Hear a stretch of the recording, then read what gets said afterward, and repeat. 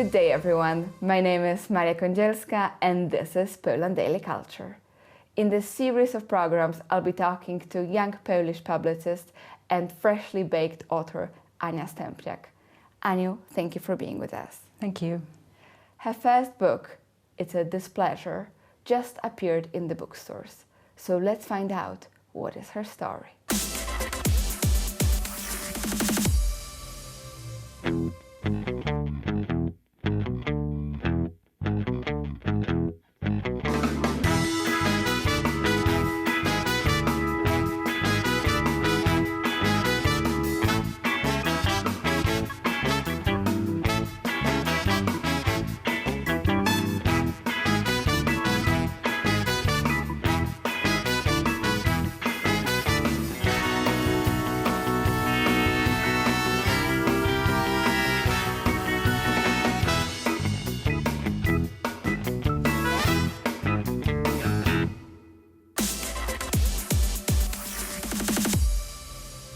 Aniu, let's start with your main character. His name is Malik, and he is 51 years old, and we know he's after divorce. And he's very lonely, I would say, in this book. What you can tell me more about him?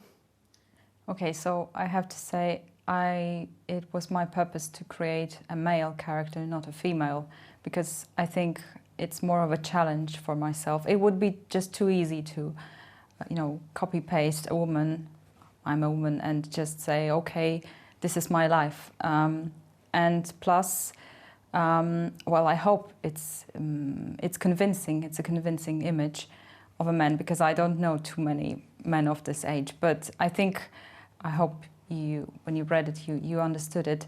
It's this problem that at least my generation has, and I had, of women around, let's say, 30, wanting to find a guy who is older because of the reasons of emotions and intellectual reasons. It's just that for many years I found people, men around my age, too childish. So that was sort of natural to create someone who is over some past and has some reflections over the world, because I don't know if it's expressed very well in the book, is that suffering and pain is what actually makes your character. If your life was so bright and shiny and nothing really happened, then I don't think you have too many reflections about the reality. And definitely he has a lot of reflections about it. So he went for a divorce, and he's trying to maintain his relationship with his daughter Basia, and a little bit also with his ex-wife. But the ex-wife is treated in this book in a way that, she just finds new age ideology. Actually, one of the readers said that this book is against men, and I don't agree, because many characters here, like the ex-wife, is not presented also very well. So I hope you didn't have this feeling, this sensation that it's against men. It's not against men, definitely not. No, I would say it's a huge criticism of a lot of everyone. Everyone, but that's true.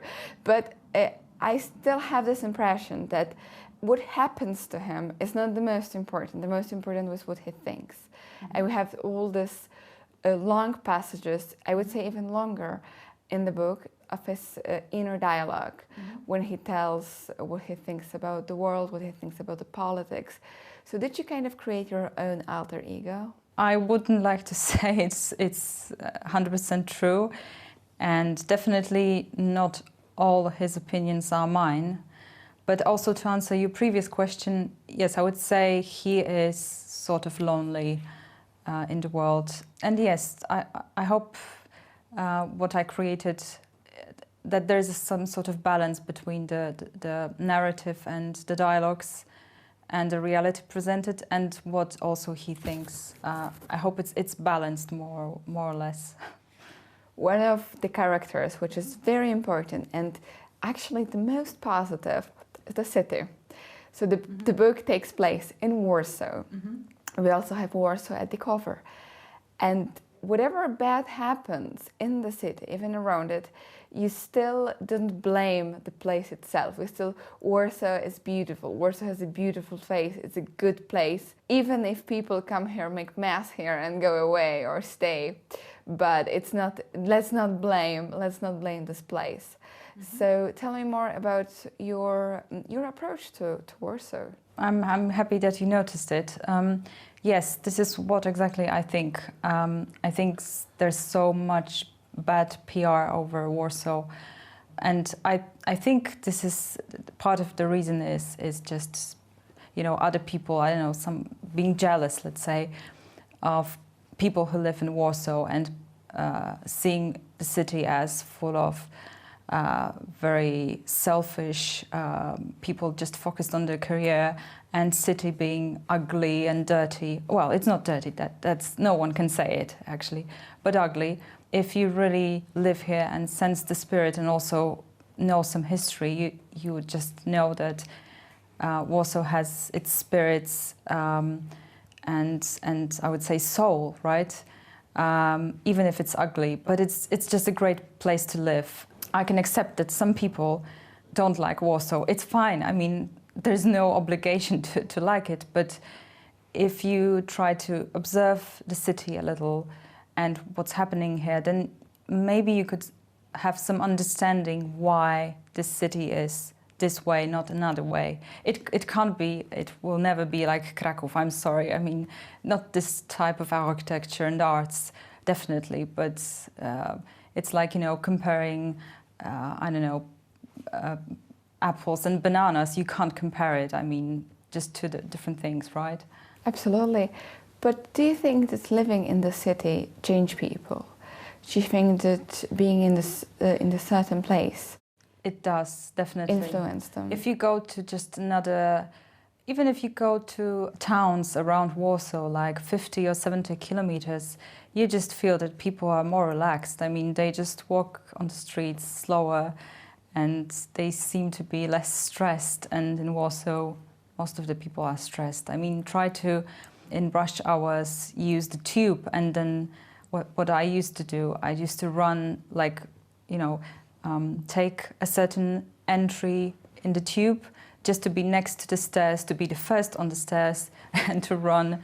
And, you know, it's like, and then you are the first among all the crowd. I mean, what's the purpose of being the first?